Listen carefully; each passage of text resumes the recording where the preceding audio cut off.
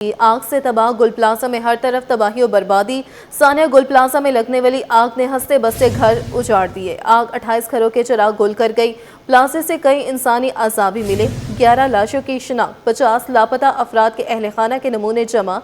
DC south की तस्दीक। झुलसी लाशों के DNA प्रोफाइलिंग में वक्त लगेगा। वाक़े में 35 अफराद जख्मी, 86 अफराद लापता बताए जा रहे हैं। मज़ीद तफसीलात जानते हैं सलमान सलीम से। सलमान, बताइएगा अब तक की सूरत हाल से मुताल्लिक़। देखिए, बिल्कुल गुल प्लाजा के बाहर मौजूद हैं और सूरत हाल ऐसी है कि अब से कुछ देर कबल कमिश्नर कराची की जानिब से 31 हलाकतों की तस्दीक की गई है। उनकी जानिब से बताया गया कि 11 अफराद की शनाख्त हुई है और 21 हलाकतें अब तक रिपोर्ट हुई हैं, जिनके अंदर बाकियात भी शामिल हैं। पुलिस रेंजर्स की भारी नफरी यहाँ पर तैनात है जो कि सिक्योरिटी के इकदाम देख रही है। साथ ही साथ ये बताया जा रहा है कि 86 अफराद जो है वो मिसिंग है, जिनकी तलाश के लिए ऑपरेशन जो है वो तेज़ किया गया है। कराची पुलिस चीफ आज़ाद खान भी उनके हमरा मौजूद थे। तमाम सिक्योरिटी इकदाम के हवाले से उनकी जानिब से ब्रीफिंग दी गई कि तमाम जो ये पॉइंट्स हैं यहाँ पर सिक्योरिटी के गैर मामूली इकदाम किए गए हैं। इस वक्त आप देख सकते हैं कि यहाँ पर दुकानदारों और पुलिस के दरमियान तल कलामी भी हो रही है और दुकानदार जो है वो ये कह रहे हैं कि उनका सामान अंदर मौजूद है, उनको अंदर जाने दिया जाए। वो भी इस ऑपरेशन में हिस्सा लेना चाहते हैं, लेकिन पुलिस की जानिब से उनको रोका जा रहा है, उनको आगे नहीं जाने दिया जा रहा। जो डिस्ट्रिक्ट एडमिनिस्ट्रेशन की जानिब से एक हदूद रखी गई थी, तमाम उसी हदूद के अंदर रहने की तमाम अफराद को जो है वो हिदायत जारी की गई हैं। इस जगह के ऊपर किसी भी गैर मुतल्लिका शख्स को आने की इजाज़त नहीं दी जा रही। सिक्योरिटी के सख्त इकदाम किए गए हैं। तमाम ये भी बताया गया कमिश्नर कराची की जानिब से कि गुल प्लाजा की इमारत को बचाने की कोशिश की जा रही थी फायर फाइटिंग के ज़रिए, लेकिन अफसोस के साथ ये कहना पड़ता है कि आग जो है वो बुझने का नाम नहीं ले रही थी। तकरीबन 2 से 3 दिन आग बुझाने में लगे, जिसके बाद अब इस बिल्डिंग की हालत इंतहाई मखदूश हो चुकी है। किसी भी वक्त ये इमारत ज़मीन बोस हो सकती है। जो सिक्योरिटी पॉइंट ऑफ व्यू से हम बात करें या सेफ्टी पॉइंट ऑफ व्यू से बात करें तो जो हमारे रेस्क्यू इदारे हैं, जिसमें रेस्क्यू 1112 है, डिस्ट्रिक्ट एडमिनिस्ट्रेशन के अफराद हैं, वो जो है वो सर्चिंग ऑपरेशन कर रहे हैं और साथ ही साथ फायर ब्रिगेड हुक्काम भी सर्चिंग ऑपरेशन में जो है वो इनका हिस्सा बने हुए हैं। इनके साथ जो है वो ऑपरेशन कर रहे हैं। कोशिश की जा रही है कि जल्द से जल्द जो बाकियात बची हैं और जो लोग अंदर जिनकी लाशें हैं उनको निकाला जाए। अब तक 31 की तस्दीक जो है वो कमिश्नर कराची की जानिब से की गई है। 31 हलाकतों की तस्दीक। तमाम ज़ख्मी अफरादों की तादाद जो है वो 20 से ज़ायद है,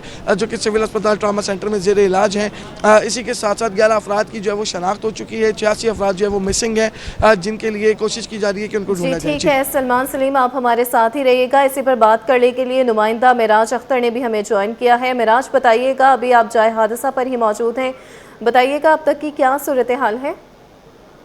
जी बिल्कुल, सानिया गुल प्लाजा तकरीब कारी या हादसा, इस हवाले से जो है पुलिस ने और कानून नाफिज करने वाले इदारों ने तहकीकात का आगाज़ कर दिया है। तहकीकात शुरू हुई, मुख्तलिफ पहलुओं से इस पूरे वाक़े की तहकीकात की जा रही है। इस हवाले से जो है साउथ जोन पुलिस ने BDS की टीम को यानी कि बम डिस्पोजल स्क्वाड को भी तलब किया और इनसे रिक्वेस्ट की कि यहाँ का जायज़ा लें, यहाँ से शवाहिद इकट्ठे करें और कन्फर्म करें कि आया इस वाक़े में कोई तकरीब कारी का पहलू शामिल है या नहीं। तो इस हवाले से BDS की 6 रुकनी टीम यहाँ पर पहुँची थी सादा लिबास में, जिन्होंने मुख्तलिफ मकामात जो हैं इसके गुल प्लाजा के उनका दौरा किया है और वहाँ से कुछ शवाहिद इकट्ठे किए हैं। कुछ सैंपल्स लिए गए हैं फर्श के, दीवारों के और मलबे के, उनको महफूज किया गया है। ये तमाम नमूने उन्होंने महफूज कर लिए हैं और पुलिस हुक्काम का ये कहना है कि तमाम के तमाम नमूने जो हैं वो BDS लेबॉर्ट्री भिजवाएगी। लेबॉर्ट्री में चेक होगा कि इसमें कोई बारूदी ज़र्रात या किसी धमाका खेज़ मवाद के ज़र्रात तो मौजूद नहीं है, जिससे ये कन्फर्म होगा कि ये वाक़या मतलब तकरीब कारी था या नहीं। बहरहाल टीम जो है अपना विज़िट करके यहाँ से जा चुकी है। टीम के जो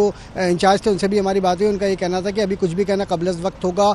इनिशियली उनको यहाँ पर अभी तक कोई ऐसे शवाहिद नहीं मिले हैं जिसमें तकरीब कारी का शुबा हो, लेकिन फिर भी एहतियातन उन लोगों ने नमूने हासिल कर लिए हैं। नमूनों को लेबॉर्ट्री भेज दिया गया है और जैसे ही उनकी रिपोर्ट आती है उसके बाद ये क्लियर होगा कि इस वाक़े में कोई तकरीब कारी वाला मामला था या नहीं। ठीक है, बम डिस्पोजल स्क्वाड की जानिब से सैम्पलिंग की जा रही है, DNA प्रोफाइलिंग का अमल भी जारी है। सलमान सलीम हमारे साथ मौजूद थे, मेराज अख्तर हमें बराह रास्त अपडेट कर रहे थे, बहुत शुक्रिया। सानिया गुल प्लाजा में फायर ब्रिगेड की कारकर्दगी पर तनकीद करने वालों को सैयद जुल्फ़िकार शाह ने मुंह तोड़ जवाब दिया है। बताया कि महकमे में शदीद वसाइल और अमले की कमी है, जिसकी वजह से बर वक्त रद्द अमल पर मुश्किलात पेश आ रही हैं। उन्होंने fire station, fire tender, snorkel, water bouncer और अमले की कमी समेत कई मसाइल की तफसील बताई। रिजवान अहमद से जानते हैं। रिजवान, बताइएगा।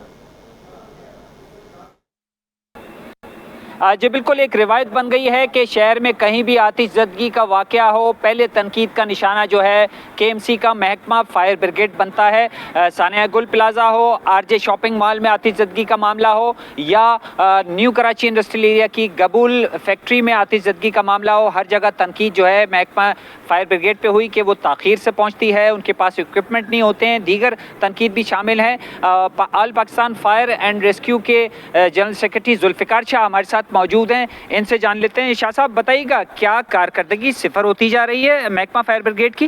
देखें जी, जो भी दस्तयाब वसाइल हैं, जिस तरीके से हमारी 60 में से 42 गाड़ियाँ इस वक्त आर्डर में हैं, इसी के साथ 6 में से 4 से 5 हमारे स्नार्कल हैं। इसी तरीके से अगर हम देखा जाए तो अब ये बाउज़र जो हमारे 6 थे उनमें से अब 3 रह गए हैं।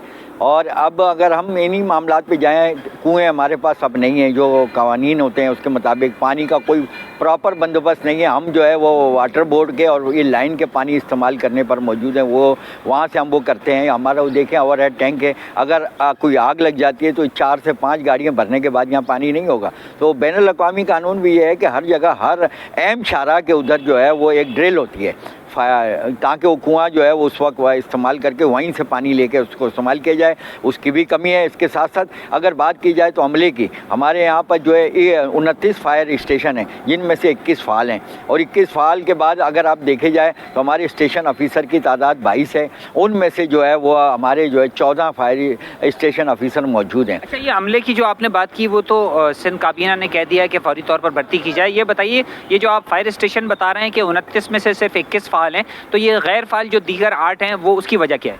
देखें जी, वो रात के औकात में जैसे माड़ीपुर और कई ऐसे स्टेशन हैं जो रात के वक्त में काम नहीं कर सकते, उनके पास अपनी बिल्डिंग्स नहीं हैं, वो एक जगह एक छपरे के नीचे हैं, तो उनको भी हम मज़ीद फ़ाल करने की जा रहे हैं। देखें, इंटरनेशनल स्टैंडर्ड भी है कि 1 लाख की आबादी पर एक फायर स्टेशन होना चाहिए यहाँ पर, लेकिन पूरे इतने बड़े 3 करोड़ से ज़ायद की आबादी के लिए जो है बमुश्किल हमारे यहाँ 29 है, उनमें से भी जब 21 फ़ाल हैं। इन्हीं के साथ साथ हमारे यहाँ जो इनके साथ साथ ही हमारे जो फायरमैन हैं, जो फायर फाइटर हैं। ये बताइएगा कि आपने बताया कि 35 शोधा की तादाद हो चुकी है, क्या वजह है? क्या इक्विपमेंट की कमी के नतीजे में ये फायर फाइटर जो है अपनी जान गंवा देते हैं, या इनकी ट्रेनिंग नहीं होती? देखें जी, ट्रेनिंग तो उनकी है, लेकिन एक तो इक्विपमेंट की कमी है। दूसरी बात यह है कि जब हमें जो है जो आग बुझाने जाते हैं तो फैक्ट्री के मालकान हो या बिल्डिंग के मालकान हो या शॉपिंग प्लाजा को ज़बरदस्ती फायर फाइटर को मजबूर करते हैं कि जलती आग में वो कहते हैं अंदर जाएं, जबकि बिल्डिंग कैप्चर हो चुकी होती है। अक्सर हमारे लोग जहाँ भी शहीद हुए हैं तो वो ये देखें बिल्डिंग गिरने से या उसके नीचे दबने से हुए हैं, आग बुझाते हुए नहीं हुए हैं। वो जब हुआ है ऊपर से सामान गिरा है या कोई चीज़ गिरी है, तो हम ये कहते हैं कि बराए करम इसके मतलब फायर फाइटर की ट्रेनिंग के साथ साथ आवाम की भी ट्रेनिंग की जाए, ताकि उन्हें यह हो कि हमें हमारा काम करने दिया जाए। अब हम कहीं भी रिस्पांस को देते हैं, आगे से लोग अपना सामान निकाल रहे होते हैं। जब सामान निकाल रहे होंगे तो आप कैसे किसी की जान माल की हिफाजत करेंगे? चौकीदार या सिक्योरिटी गार्ड जो होता है, जब वो ट्रेन होगा तो फौरी तौर पर जो है फर्स्ट एड वो देगा। बिल्कुल, जुल्फ़िकार शाह बता रहे थे कि अगर शहर में आतिशज़दगी के अलमनाक सानहात का रेशो कम करने के लिए इंतज़ामिया को फौरी मुतहर्रिक होने की ज़रूरत है। लाजमी इक्विपमेंट जो है महकमा फायर ब्रिगेड को फराम करने के साथ साथ इनकी तरबियत का प्रॉपर अमल जो है फायर फाइटर्स की वो करने की ज़रूरत है। और इसके साथ साथ जो तिजारती और रिहायशी हाई राइज बिल्डिंग्स हैं उनमें सेफ्टी के तमाम इक़दामात के साथ साथ वहाँ पर जो तैनात यूनियन का अमला होता है उसकी भी तरबियत की ज़रूरत है, ताकि इस किस्म के वाक़यात का मुकम्मल तौर पर सदेबाब किया जा सके। जी, सानिया गुल प्लाजा ने कई घरों के चिराग हमेशा के लिए बुझा दिए हैं। एक बाप के सहारे 2 बेटे आग की लपेट में आ गए। जाबहक मोहम्मद फारूक को सुपुर्द खाक कर दिया गया है, जबकि उनके भाई मोहम्मद रफ़ीक ताहाल लापता है। गमज़दा वालिद का कहना है कि बेटे को दुकान का सरप्राइज़ देने वाले थे, मगर वो सरप्राइज़ उनकी ज़िंदगी का सबसे बड़ा सदमा बन गया। मज़ीद जानेंगे राबेल सदीद से। राबेल, बताइएगा। बिल्कुल देखें, सानिया गुल प्लाजा कई घरों के चिराग गुल कर गया है बिल्कुल। और इसमें जो है वो एक मिसिंग पर्सन में एक भाई, जबकि दूसरा भाई जो है वो क्या कहते हैं जो है उसकी तदफीन कर दी गई है। बिल्कुल इस वक्त हम डीसी ऑफिस में बैठे हुए हैं, जहाँ पर एक वालिद इस इंतजार में बैठे हैं कि एक बेटे को तो वो दफना चुके हैं, क्या पता दूसरा बेटा जो है वो मौसाती तौर पर बचा है और उसको जो है वो सही सलामत घर ले जा सके। हमारे साथ वालिद मौजूद है जिनके दोनों बेटे जो है वो इस आग की नज़र में हो चुके हैं। इनसे थोड़ी सी तफसीलात लेते हैं। सर मुझे बताइएगा कि आपका बेटा जो है मोहम्मद रफ़ीक, आपके मुताबिक वो मिसिंग है और दूसरे बेटे की आप तदफीन कर चुके हैं, तो सर मुझे ये बताइएगा कि मिसिंग लिस्ट में आपने अपने बच्चे का नाम शामिल करवा दिया है? जी करवा दिए। अच्छा सर मुझे बता दीजिए कि क्या वाकया है, बेटा आपका कैसे वहाँ पर था, किस शॉप पे काम करता था? शॉप पे तो वो बताया ना, मैंने ग्राउंड फ्लोर पे थे। अब उसके बाद पता नहीं वो बड़े भाई इनके भाई इसीलिए आते थे कि वो उनको कोई सेटअप कराना चाह रहे हैं कि भाई वालिद साहब को जब भी बताएंगे कि ये हमने लिए और इस तरह सेटअप किया है, तो वो सरप्राइज देना चाहते थे। जो ये सरप्राइज इस वक्त में मुझे मिला कि मेरे दोनों बेटे चले गए। हमें ये बताइए किस तरह का सरप्राइज देना चाह रहे थे वो आप? यही वो जो इन्होंने दुकान का सेटअप किया था दूसरी मंजिल पे, बस लास्ट कॉल 10:15 या 10:30 बजे जो आई है, इसके बाद कोई कॉल नहीं है इसकी।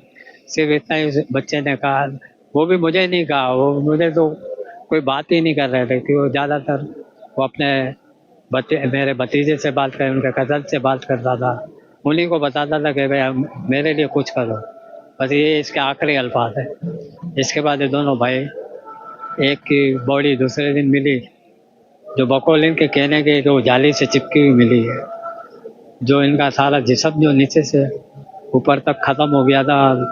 डॉक्टर ने यही कहा कि भाई इन्हें फ़ौरन ही तदफीन। हमने फिर बड़े के इंतज़ार नहीं किया, उसका उसी दिन तदफीन कर दी। चेहरे से पहचाने गए थोड़ा, वो भी धुएं से काला हो रहा था। अच्छा अंकल, इसके अलावा आपके कितने बच्चे हैं? 2 बेटे थे? 2 ही बेटे थे, 2 बेटियां थी। दोनों बेटियां मेरी शादीशुदा है, दोनों अपने घर पे हैं। और ये जो आपके 2 बेटे हैं इनकी शादीशुदा हैं या हाँ, ये दोनों शादीशुदा है। दोनों की 2 बच्चियां और एक बेटा है। जो बड़े वाले बेटे हैं वो अभी तो, जो बड़े हैं दोनों ही तकरीबन 9-10 साल की उम्र के हैं। बिल्कुल जैसा कि आपने देखा, एक अफसोसनाक सानिया रुनुमा हुआ है और वालिद जो है वो अपने 2 बेटे जो एक की तदफीन कर चुके हैं, जबकि दूसरे का जो है वो अभी तलाश में यहाँ पर डीसी ऑफिस में इस आस पे बैठे हैं कि शायद जो है वो बेटा बाहर आ जाए। उनका यही कहना है कि बेटा जो है वो दूसरे भाई से अपने मिलने गया था कि क्योंकि दुकान का जो है वो उनको एक सरप्राइज देना था कि अपने अपने वालिद साहब को जो है वो दुकान की सरप्राइज मिल जाएगा और वो खुद, लेकिन उन्हें क्या पता था कि वो सरप्राइज जो है वो उनकी मौत की शक्ल में मिलेगा। जी, मेरा दम घुट रहा है, मुझे बचा लो, ये गुल प्लाजा में लापता होने वाले 28 साल आरिफ के आखिरी अल्फाज थे। आरिफ गोधरा का रिहायशी था और गुल प्लाजा में एक दुकान पर काम करता था। भाई के मुताबिक आखिरी बार फ़ोन पर बात हुई तो आरिफ ने बताया कि आग लग गई है और सांस लेना मुश्किल हो रहा है। मज़ीद जानते हैं रिमशा इस्माइल से। रिमशा बताइएगा। सानिया गुल प्लाजा में अब भी मुतादिद अफराद जो है वो मलबे तले दबे हैं और उनकी तलाश जो है वो जारी है। फैमिलीज जो है वो अस्पतालों और सख्त खानों के चक्कर लगा रहे हैं। गुल प्लाजा के करीब भी जो हम देख रहे हैं कि फैमिलीज की बड़ी तादाद मौजूद है। यहाँ पर एक भाई हमारे साथ मौजूद है, उनसे बात करते हैं। मुझे बताइएगा कि आपका जो है यहाँ पर भाई लापता है, क्या उम्र थी उनकी और वो यहाँ पे क्या करते थे? मैं मोहम्मद आरिफ का भाई बड़ा बात कर रहा हूँ। वो मेरा छोटा भाई था और वो यहाँ पर क्रोकरी का काम कर रहा था अब्दुल बासित के पास। हाँ, और मतलब वो काम करते थे शॉप? जी जॉब कर रहे थे वो। अब यह है कि हफ्ते के दिन जो है ना उसका 10 बजे 10:30 बजे के लगभग उसका फ़ोन आया था आखिरी, जो वो तड़प रहा था। वो कह रहा था मेरा दम घुट रहा है, मुझे बचा लो, अम्मी अबू जान मुझे बचा लो। इस तरह इसका धीमा आवाज़ हुआ और जो है ना वो गिर पड़ा है। मोबाइल जो है फजर के अज़ान तक ऑन रहा मगर उसका कोई रब्ता नहीं हुआ। जिनके साथ काम करते थे वो उस वक्त मौजूद थे? जी अब्दुल्ला नाम है उसका। दीगर 11 जी के जो ना 12-13 लड़के हैं जो उनके साथ काम करते थे। मतलब जी अल्लाह का शुक्र है वो ठीक है। और कूद गए थे उनका वो कूद गए थे असल में, तो उनको वहाँ से अल्लाह ताला ने मतलब उनको जहन में ऐसा दिया, वो चले गए। और वो कह रहा मैं भी आ रहा हूँ, वो पीछे मुड़ गया। तो जब पीछे मुड़ा तो उसको ये हाल हो गया कि वो असल में घुट गया, उसको ऐसा धुआं चल गया। तो वो फोन करते करते उसका बस बेहोशाई तारी हो गई। जब फोन गिर गया इसके बाद वो बस पता नहीं क्या अल्लाह का करम था। वो मौजज़ा अल्लाह ताला कोई जाहिर करे तो बेहतर है। मुतमईन नजर आ रहे हैं? जी अल्लाह की ज़ात से तो हम मुतमईन ही है। अल्लाह ताला जो करता है अच्छा ही करता है। हम अल्लाह ताला की ज़ात से जो पोजीशन यहाँ पे है वहाँ तो तवक्कुल बिल्कुल खत्म हो जाती है। अंधेरा नजर आ रहा है। कुछ समझ में नहीं आ रहा क्या है। कह रहे हैं कि उम्मीदें जो है वो दम तोड़ती नजर आती है। यहाँ पर आने के बाद जो सिचुएशन हम देख रहे हैं कि जिस तरह मलबा पड़ा हुआ है, पूरी तरह से आग जो है वो लपेट में है। इनके जो है वो भाई थे जो कि यहाँ पर बर्तनों की दुकान में काम करते थे। उनका कहना है कि उनकी आखिरी बार जो उनसे बात हुई वो ये थी कि यहाँ पर जो है दम घुट रहा है, उसके बाद जो है उनका कोई उनसे राब्ता नहीं हुआ। जिनकी दुकान में वो काम करते थे, तो मौजाना तौर पर जो है उन्होंने जो है वो खिड़कियों से छलांग लगा दी और वो जो है बच गया, लेकिन आरिफ जो है वो लापता है। जी। सानिया गुल प्लाजा में 5 बहनों का सबसे छोटा भाई 28 साल साद ताहाल लापता है। भाई फैजान का कहना है कि साद गुल प्लाजा में मुलाजमत करता था और आग लगने के बाद पहले बाहर निकल आया था, मगर बच्चों और एक खातून को बचाने के लिए दोबारा अंदर किया। मजीद जानते हैं अक्सा शेख से। अक्सा बताइएगा। सानिया गुल प्लाजा ने रातों रात हंसते बसते घर उजाड़ दिए। कई लवाकिन जो है अभी भी अपने प्यारों की आस में बैठे हैं कि उनका किसी न किसी तरीके से कुछ पता चल जाए। डीएनए के सैंपल भी दिए हुए हैं, लेकिन मुतादिद मैयतें ऐसी हैं जिनकी शनाख्त अभी तक नहीं हो सकी है। एक फैमिली हमारे साथ मौजूद है, एक लवाकिन जिनका भाई गुल प्लाजा में जॉब करता था, जिसकी शनाख्त ताहाल अभी तक नहीं हो सकी है। आपका भाई जो है गुल प्लाजा में कौन सी शॉप पर काम करता था? गुल प्लाजा के अंदर वो मेजनाइन फ्लोर के ऊपर था, मगर इनकी शॉप बंद हो चुकी थी। ये बाहर भी निकल गए थे, मगर किसी लेडीज ने उसको मेरे भाई को आवाज़ दी थी। उनके साथ, उस लेडीज के साथ 2 मासूम से बच्चे थे। ये इनको बचाने के लिए गया है, इसने उनको बचा के बाहर निकाला है सीढ़ियों तक, और इस सीढ़ियों से बस फिर ये नहीं आ सका। तो आखिरी बार कोई कांटेक्ट हुआ था आपका आपके भाई से? नहीं, कांटेक्ट वगैरह तो नहीं हुआ था, मगर ये है कि इनकी दुकान के जो वर्कर्स है उनसे मेरी मालूमात हुई थी। तो मार्केट में तकरीबन लड़कों ने मुझे यही बताया था कि भाई साथ जो है हमारे साथ ही मौजूद था। किसी लेडीज की आवाज़ आई, हमने उसको रोका भी है, मगर ये रुका नहीं था। ये किसी की मदद करने के लिए गया है, तो फिर ये रिटर्न नहीं आया। कितने बहन भाई हैं? हम 5 बहन भाई है। घर में सबसे छोटा है मेरा भाई, साद नाम है इसका। ये साद 28 साल के हैं। शादी हुई भी थी? नहीं, शादी मैरिड नहीं है ये। बस ये समझ ले कि नेक्स्ट ईयर्स के अंदर इनकी होने वाली थी शादी। नेक्स्ट ईयर में शादी होने वाली थी। 2 दिन बाद इनकी मंगनी थी। आपका सबसे छोटा भाई था, घर वालों पर क्या बीत रही है उसका मुझे अंदाजा। बस अल्लाह पाक सबके माँ बाप को सब्र जमील अता फरमाए, और जिनकी भी माँ के लाल यहाँ पे है, अल्लाह पाक खैर आफियत से उनके माँ बाप के हवाले इनके बच्चों को करे। बिल्कुल, फैमिली जो है अभी भी अपने प्यारों के मुंतज़िर है। इन्होंने डीएनए के सैंपल दिए हुए हैं, लेकिन ताहाल साद की जो शनाख्त है वो मुकम्मल नहीं हो सकी है। 28 साल का साद था, गुल प्लाजा में जॉब करता था और उसी के साथ घर का सबसे छोटा बेटा था, और 2 दिन बाद ही उसके साथ ये हादसा पेश आ गया। जी। सानिया गुल प्लाजा में जाबक 28 अफराद की लाशों का पोस्टमार्टम और डीएनए का मरहला मुकम्मल हो गया है। पुलिस सर्जन ने लवाहिकीन को कहा है कि वो सब्र करें, रिपोर्ट आने के बाद लाशें उनके हवाले की जाएंगी। मजीद जानते हैं अपने नुमाइंदा इब्राहिम रिंद से। इब्राहिम बताइए। जी देखिए, बिल्कुल सानिया गुल प्लाजा में अब तक की जो इतलात के मुताबिक 29 अफराद की लाशें जो है वो यहाँ पर सिविल अस्पताल के मुर्दा खाना में लाई गई थी, सिविल अस्पताल के मुख्तलिफ शोबाजात में, जहाँ से ईदी सद खाने में मुंतकिल हो चुकी हैं। तो इस हवाले से हम बात करेंगे police surgeon Karachi doctor Subbaiah साहिबा से। उनसे पूछेंगे कि इस हवाले से अब तक कितनी लाशों के डीएनए के हवाले से मुकम्मल हो चुका है मरहला, और पोस्टमार्टम कितनों का हो चुका है, और अब क्या सूरत हाल है। मैडम बहुत शुक्रिया, टाइम दिया आपने। क्या कहेंगे अब तक की क्या सूरत हाल है? जो कल था, कल का ही अपडेट है, अपडेट चेंज नहीं हुआ है। हमारे पास 28 का पोस्टमार्टम हम कंप्लीट कर चुके हैं।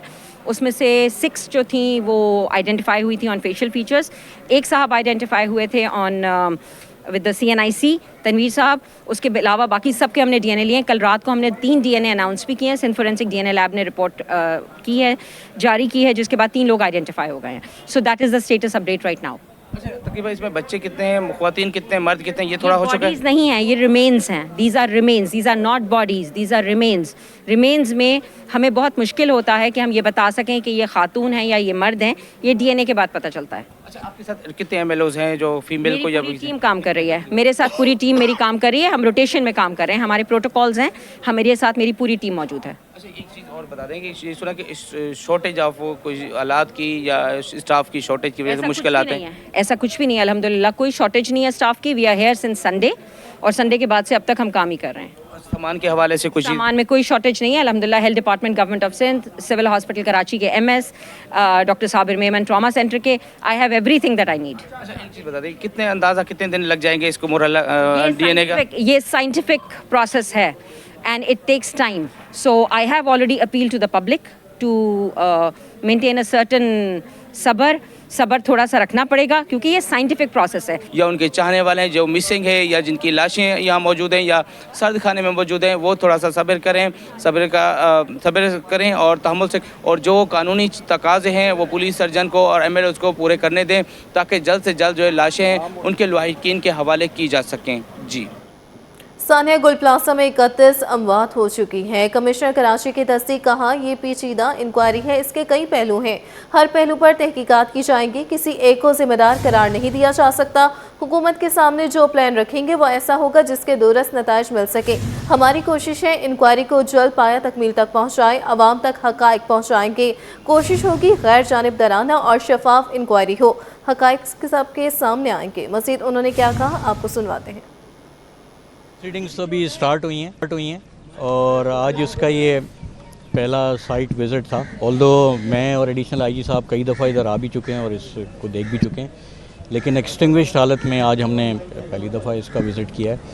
अभी तक कोई 86 के करीब मिसिंग पर्सनस रिपोर्टेड थे, जिसमें से 31 बॉडीज़ रिपोर्टेड हैं। अब 31 बॉडीज़ में अनफॉर्चुनेटली कुछ बॉडीज़ ऐसी भी हैं जो कि पीसेस हैं और उसके लिए हम उनकी आइडेंटिटी चेक रन कर रहे हैं।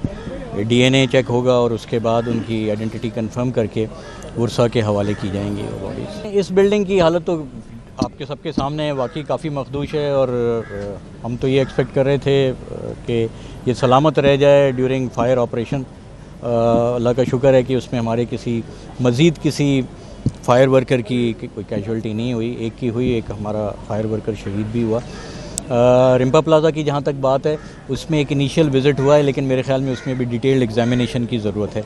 इनिशियल इम्प्रेशन ये था कि इस फायर की वजह से थोड़ा सा नुकसान तो हुआ है, लेकिन उसके पिलर्स अभी इस हालत में नहीं हैं कि फ़ौरन तौर पे उसको कोई डेमोलिशन या कोई एक एडवर्स लिया जा सके, but it is subject to further inquiry. आपको बताएं कि सानिया गुल प्लाजा पर हर आंख अश्कबार है। वकला बरादरी ने भी मुतासरीन से रंजो गम का इजहार किया है। सीनियर वकला का कहना है कि इतने बड़े प्लाजा और बाजारों में फायर सेफ्टी नाम की कोई चीज़ नज़र नहीं आती। हुकूमत भी इसमें बराबर की जिम्मेदार है और अब इस पर लाजिम है कि मुतासरीन की मुआवनत करे। वकला का मज़ीद क्या कहना है, आइए जानते हैं।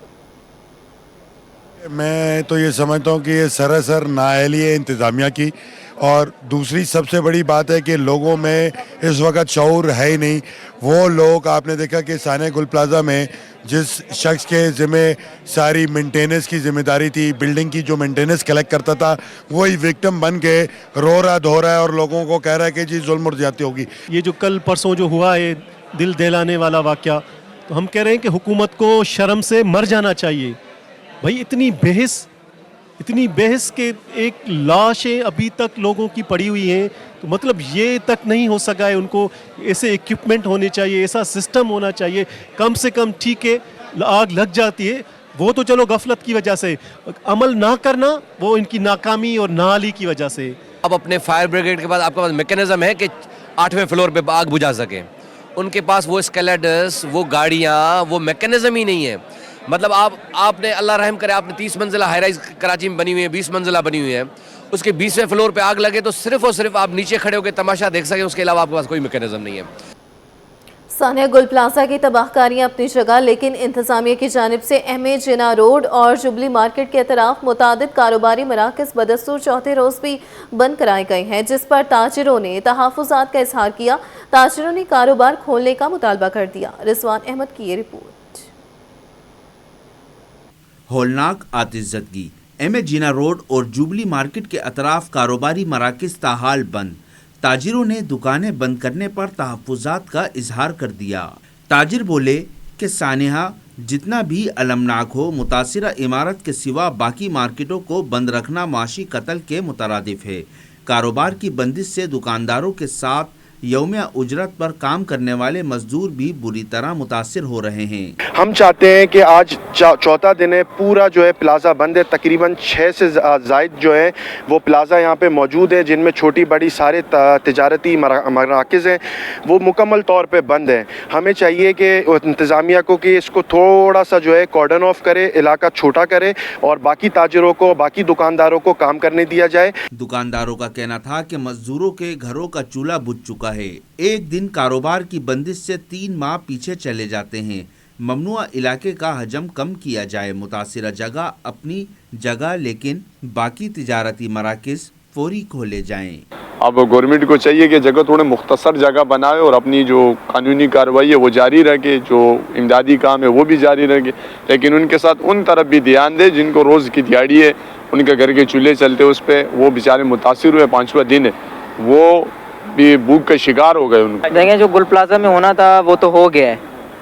उसके ज़िले में ये जो आस पड़ोस में जो दुकानें हैं, मॉल्स हैं, अम्मा टावर है, इनको बंद रखने का कोई इनका हेडेक नहीं है, उनको तो खोलना चाहिए। जो बंदे अपनी रोजी रोटी कमाना चाहते हैं उनको तो खोलने की इजाज़त दी जाइए। ताजिरों ने तजवीज़ दी कि सिक्योरिटी खदशात के पेश नज़र मुतबादिल इंतजामात के साथ मरहलावार मार्केटें खोली जा सकती हैं, मगर मुकम्मल बंदिश किसी मसले का हल नहीं।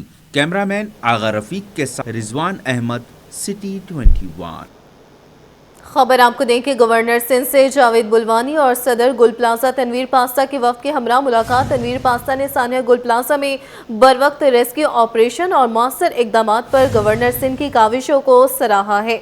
गवर्नर सिंध से जावेद बुलवानी और सदर गुल प्लाजा तनवीर पास्ता की वक्त के हमरा मुलाकात हुई है। मुलाकात का मजीद अहवाल जानते हैं जुबैर राशिद से। जुबैर, अपडेट कीजिएगा।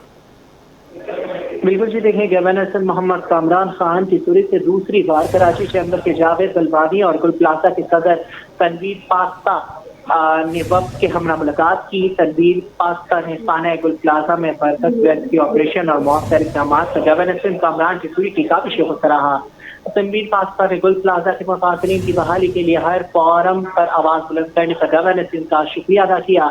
जबकि मुलाकात के दौरान गवर्नर सिंध और कराची चैम्बर की जानिब से दी गई तजावीज़ पर तनवीर पास्ता ने उसूली रजामंदी का इजहार किया। मुलाकात में रुकन कौमी असम्बली अरशद वोहरा, रुकन सिंध असम्बली ताहा और दीगर भी मौजूद थे। ठीक है, जुबैर राशिद अपडेट कर रहे थे, शुक्रिया।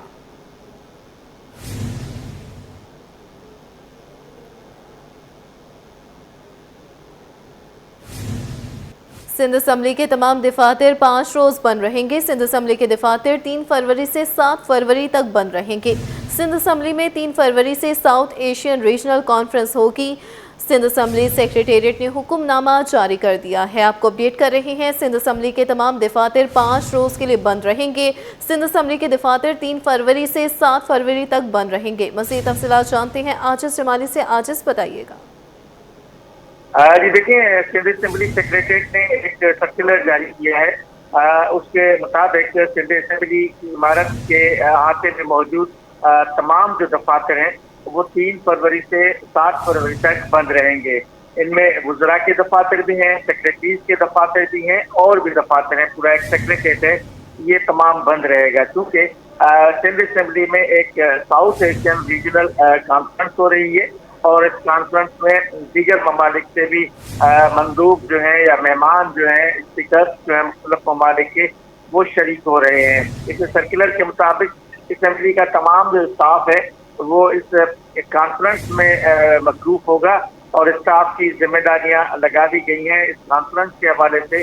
लिहाजा जो असम्बली सेक्रेटेरिएट और असम्बली के दफातर हैं वो कोई भी काम नहीं करेंगे और 3 फरवरी से लेकर 7 फरवरी तक ये तमाम दफातर जो हैं वो बंद रहेंगे। जी, आजिज़ जमाली अपडेट कर रहे थे, शुक्रिया। इलेक्शन कमीशन ने 15 अरकान सिंध असम्बली की रुकनियत बहाल कर दी। गोशवारों के कागजात जमा न कराने पर 18 अरकान असम्बली की रुकनियत ताहाल मुअत्तल कर दी गई। नोटिफिकेशन के मुताबिक शाजिया उमर, साइमा आगा, आगा शहबाज दुरानी, फराज सुहेल, नवाब सादा बुरहान ने गोशवारे जमा कर दिए। मजीद जानते नुमाइंदा अक्सा शाहिद से। अक्सा, बताइएगा। जी बिल्कुल, इलेक्शन कमीशन ऑफ पाकिस्तान ने आज नोटिफिकेशन जो है वो जारी कर दिया गया है। एक हफ्ते पहले जो है वो 15 जनवरी को 33 सूबाई असम्बली के मेंबरान की जो है वो रुकनियत मुअत्तल की गई थी, जिसमें से 15 सूबाई असम्बली के अरकान ने जो है वो अपने गोशवारे जमा करवा दिए हैं। इलेक्शन कमीशन की जानिब से उनकी बहाली का जो है वो नोटिफिकेशन भी जारी कर दिया गया है, लेकिन अब भी 33 में से 18 जो मेंबर हैं उन्होंने अपनी जो है वो कागजात, जो गोशवारे के कागजात हैं, असासाजात हैं, वो जमा नहीं करवाए हैं। जिनकी रुकनियत बहाल की गई है उसमें MKO पीपल्स पार्टी के जो वो अरकान शामिल हैं। स्पीकर सिंध असम्बली अवैस कादिर शाह, वज़ीर मेहनत सईद गनी, MKO पाकिस्तान के आदिल अस्करी और जो है वो मलिया मंजूर, शाजिया उमर, साइमा आगा, आगा शहबाज दुरानी, फराज सुहेल और जो है वो नवाबजादा बुरहान ने अपने गोशवारे के कागजात जो वो जमा करवा दिए हैं। साथ साथ शराज शौकत, जाम खान शोरो, खट्टुमल बहादुर खान, जाम शब्बीर और एजाजुल हक ने जो अपने गोशवारे जमा करवाए हैं और इनकी रुकनियत जो वो बहाल कर दी गई है। जबकि ताहाल जिन्होंने अपने कागजात जो है वो नहीं जमा करवाए हैं वो वजीर आबपाशी जाम खान शोरो, कायम अली शाह, लियाकत अस्कानी, मखसूस नशिस्त पर वजीर एक्साइज मुकेश चावला, रोमा मुश्ताक मट्टो, अब्दुल रऊफ खोसो, नईम अहमद, मुमताज़ अली, गुलाम दस्तगीर अली हसन ने जो अपने कागजात अभी तक जमा नहीं करवाए हैं।